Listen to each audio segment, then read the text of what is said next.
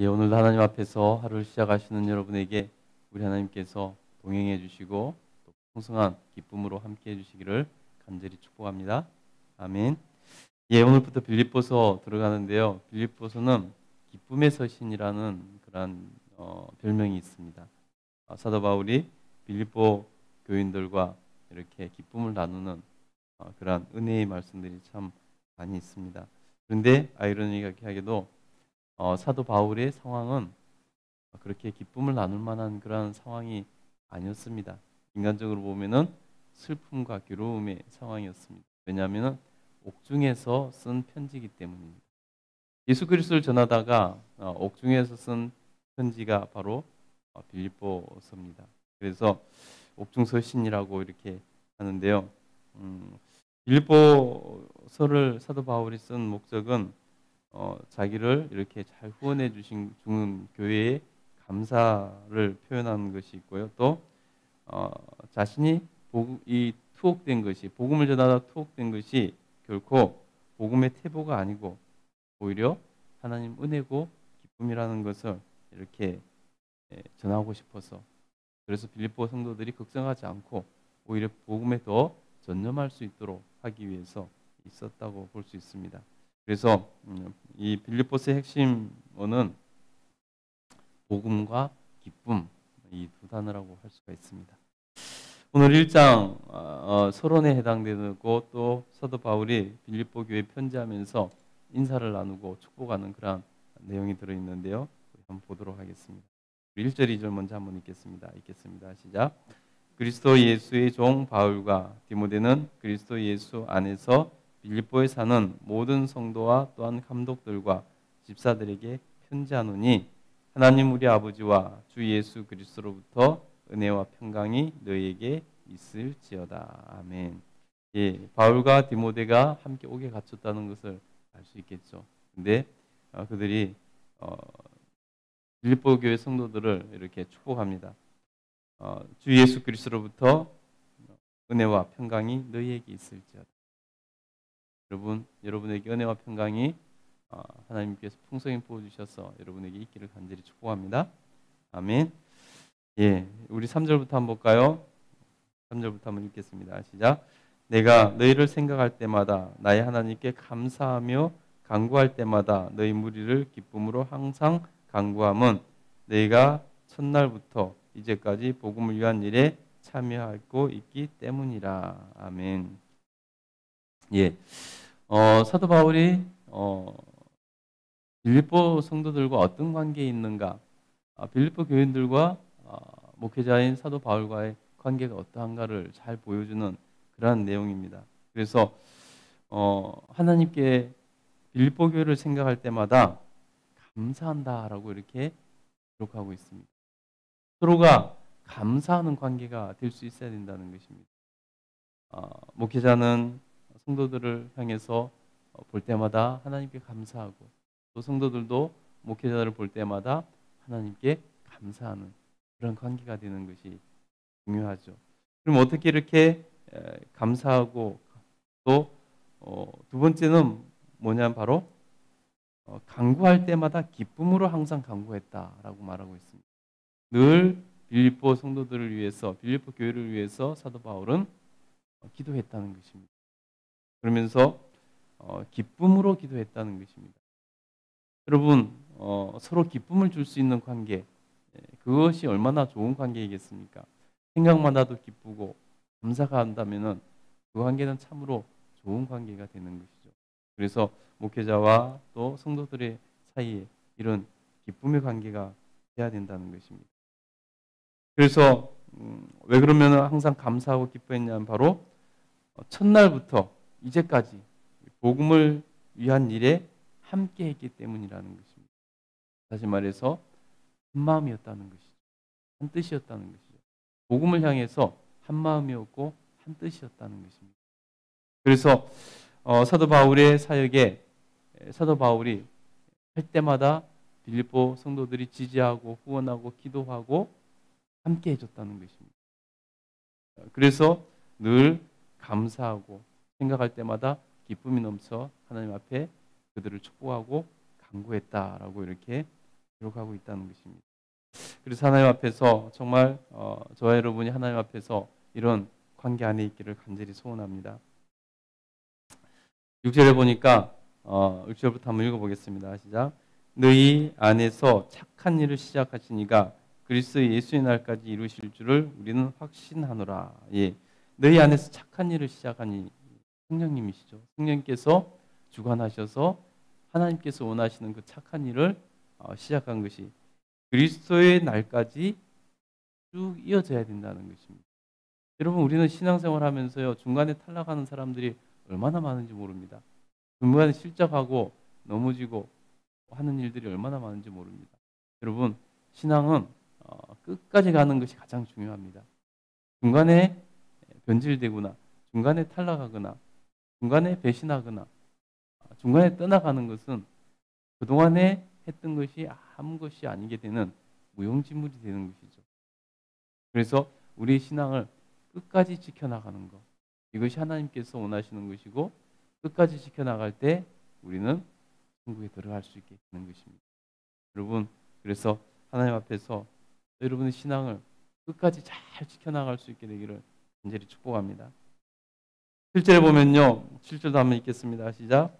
내가 너희 무리를 위하여 이와 같이 생각하는 것이 마땅하니 이는 너희가 마음에 있음이며 나의 매임과 복음을 변명함과 확증함에 너희가 다 나와 함께 은혜에 참여하는 자가 됨이라. 아멘. 사도 바울은 빌립보 교회를 생각할 때마다 늘 그 마음에 품고 있었다는 것입니다.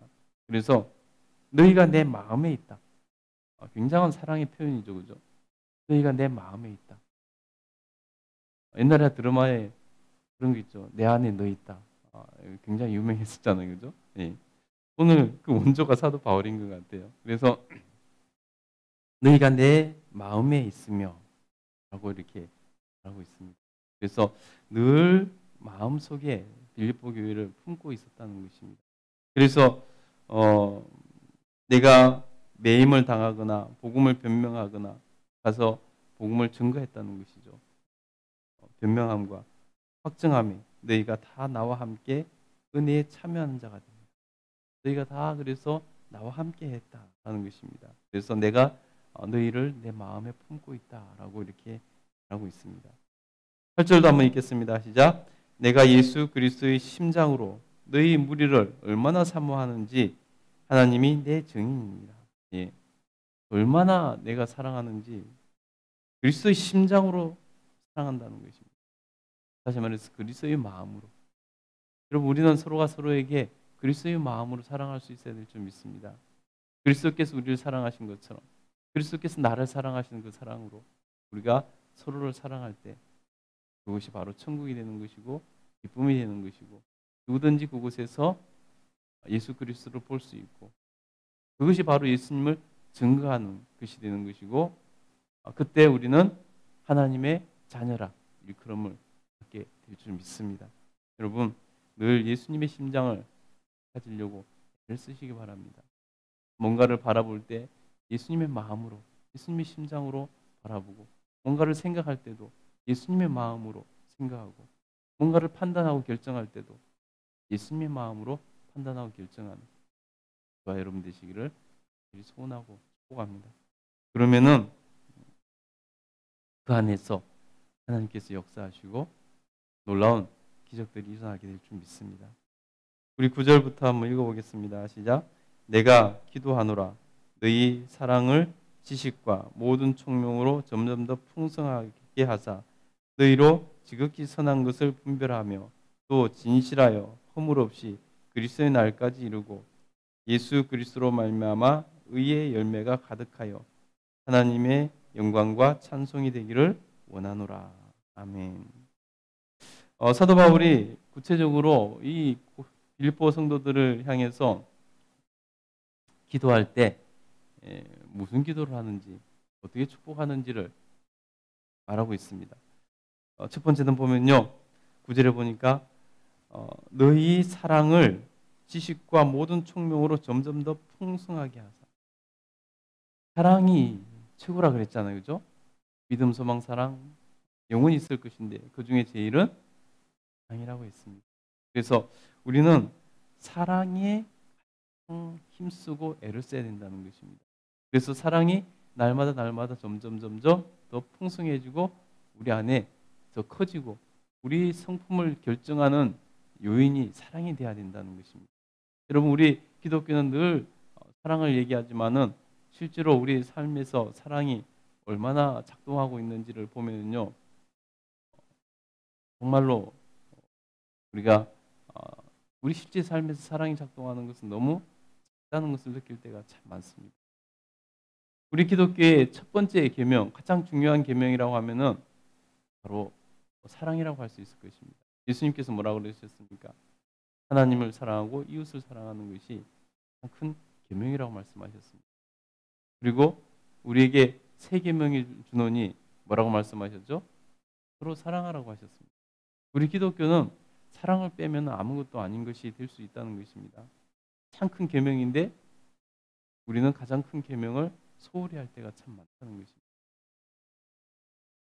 다른 계명을 열심히 하느라고 첫 번째 계명, 가장 중요한 계명을 소홀히 할 때가 참 많다는 것입니다. 우리는 그래서 안 될 줄 믿습니다. 우리가 가장 큰 계명에 우리 최선을 다하고 그 다음 계명을 순서대로 할 수 있는 그러한 믿음의 사람들이 됐으면 좋겠습니다. 그래서 너희 사랑을 어떻게 풍성하게 하냐면 바로 지식과 모든 총명으로 점점 더 풍성하게 하세요. 사랑은 감정적으로만 이렇게 우리가 해나갈 수 커지는 것이 아니라는 것입니다. 감정은 항상 변화되는 것이죠. 그렇죠? 그래서 지식과 모든 지혜와 총명으로 말하고 있는데 지혜로 말합니다.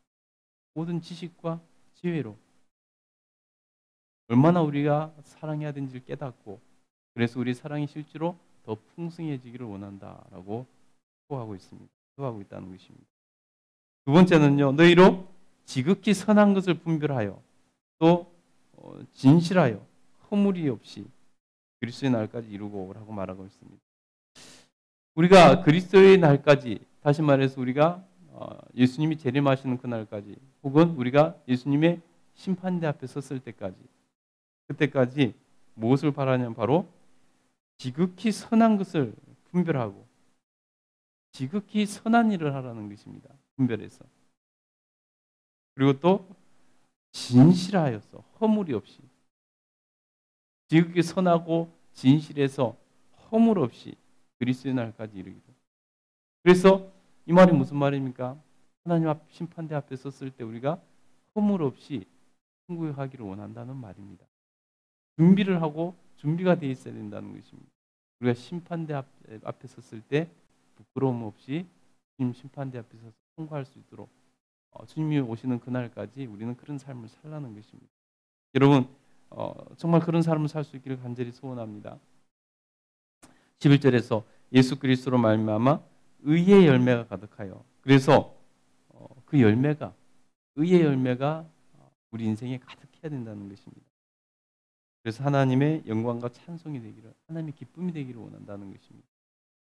여러분 저와 여러분의 삶이 그 열매가 하나님 앞에 영광이 되고 기쁨이 될 수 있는 찬양이 될 수 있는 그런 삶을 살아내는 저와 여러분 됐으면 좋겠습니다. 그것이 우리가 하나님 앞에 살 수 있는 최고인 줄 믿습니다. 오늘도 여러분 하나님의 놀라운 기쁨이 되시기를 간절히 축복하며 우리 함께 기도하겠습니다.